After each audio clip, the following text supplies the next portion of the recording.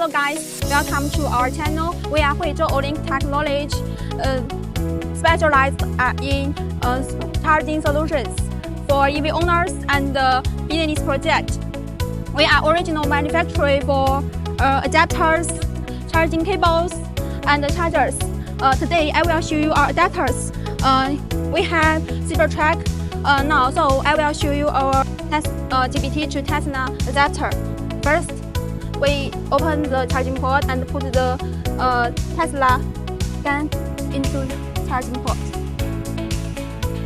Then we put GPT charging gun in the GPT side. Now it's being closed. Then come to the charger. We use charging by card. Then swipe the card. You can see it's starting. Then here,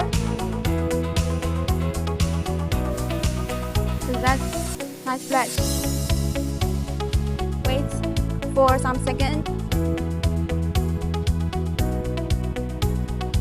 Now you can see the indicate line become green. Charging successful.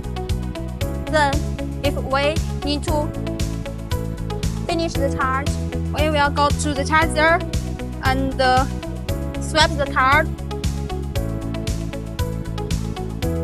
You can see now it's being stopped. Then we take the adapter off. Now it's all. Thank you.